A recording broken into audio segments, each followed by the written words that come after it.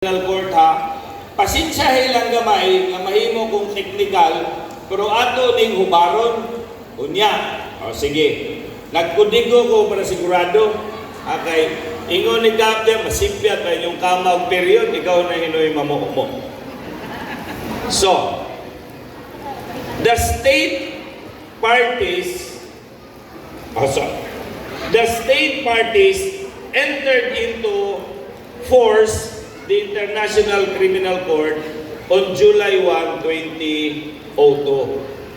The International Criminal Court will have jurisdiction over crimes of genocide, crimes against humanity, war crimes, and crimes of aggression.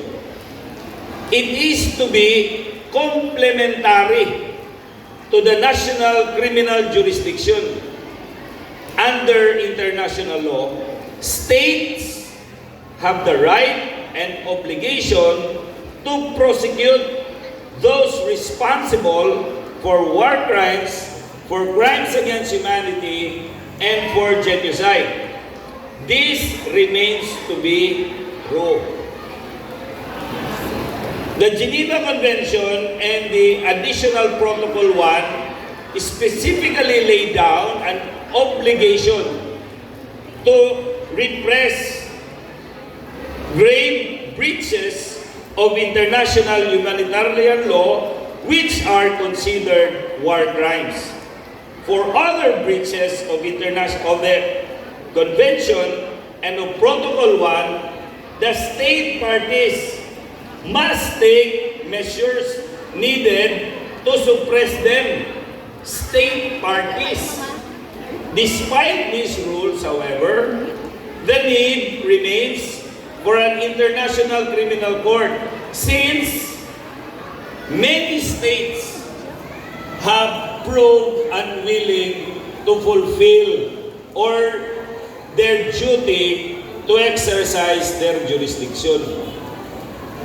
Though the state continue to have the primary role to play in prosecuting war crimes, the International Criminal Court is being set up precisely to step in, musulod, the national courts when these courts are unwilling or generally unable to do so. It is then that the ICC will be able to exercise jurisdiction. Bot pasabot, sa kadaghan natong English, mauni, kung ang estado nato dili gusto o walay katakos diin taralon kini nga mga genocide or war crime diha pa musulod ang International Criminal Court. Na lisod sabton pero sa atong mga kapitan pila na kabuok ang o-file o complaint nga imong balibaran. Wala man na diri ma'am, kay nagpuyo man ang respondent dito sa Barangay 76, dito na i-file. Unsa man na? Exercise of jurisdiction. Exercise of jurisdiction. Nga nung i-file man mo na sa korte, wa man ka moaging barangay, dismiss na. Unsa man na? Exercise of jurisdiction. Barangay usa. Una ka mo adto dito sa korte. Ato, isip kapitan, kung nako'y kasalanan, okay raman. Natural. Pailan ko sa sanggunian sa Ethics Committee. O ang sanggunian, na katungod, natangtangon ko. Dili isyo sa ang akong kasalanan. Isyo ang jurisdiction sa sanggunian. Pero, kung pailan ko nimo sa Digos City, ay di na pwede. Di man ko kapitan sa Digos. Kapitan man ko sa Davao. Dili ko nimo pwede pailan o kaso isip kapitan sa Mandaluyong. Nga ang sanggunian sa Mandaluyong o sa Masbate, may mo desisyon ako. Nga naman, functioning man ang ato ang sanggunian dire. Simpleho na to. musugot ba ka nga bunal-bunalan ang imong manghod kay ang imong magulang nisumbong sa silingan. Unya ang imong silingan mo'y mo bunal-bunal sa imong manghod. Wala na to isguti diri nakasala ba wala.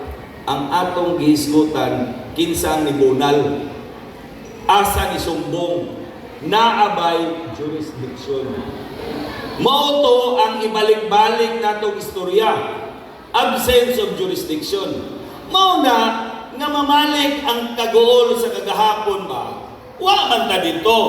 Pero kung nag-study ka, naagin ang no limitang here o il filibusterismo.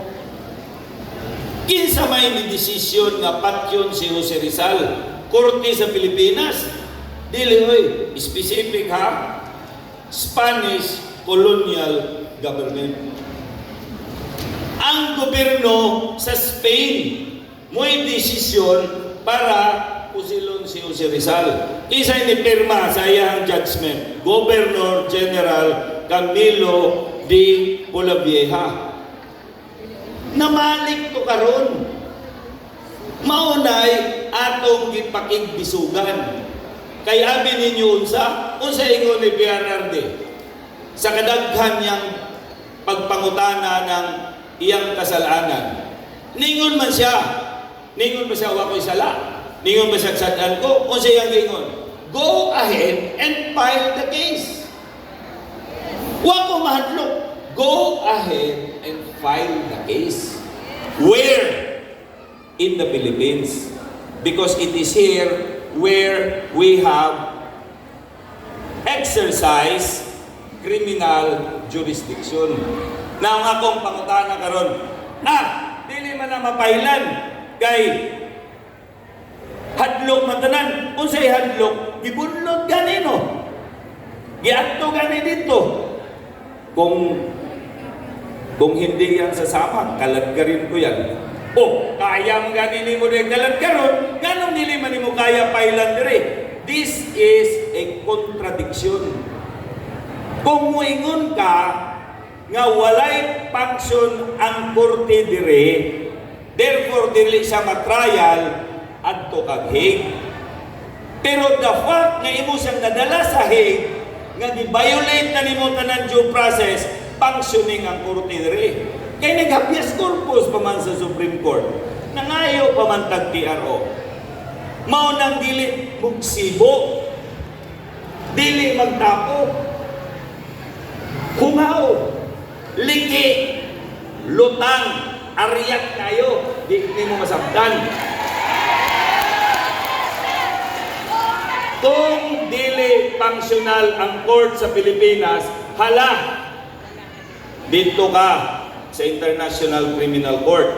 Pero kung functioning ang criminal justice system sa Pilipinas, naay pulis nga mudako, naay korte nga ma-issue warrant of arrest, naay attorney bilirinti nga hadlok og makontem sa court kay tingali og kasab-an ko, daghan og deadline, on time ko mo file kay tingaling ma-dismiss ang kaso.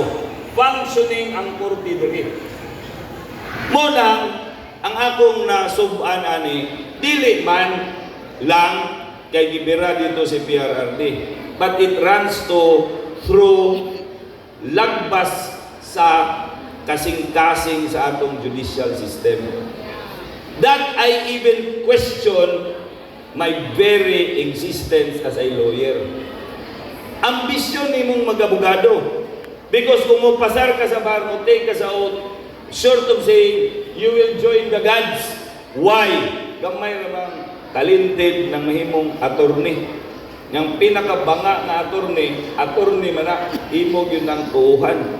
Pero karon, nganong ingunana man na, kaya ikaw lay nakabalo sa municipal trial court, ikaw lay nakabalo sa ng regional trial court, ikaw ra kabalo mga pamaagi, mga pamalaod, o ang ending nga nata ng Supreme Court.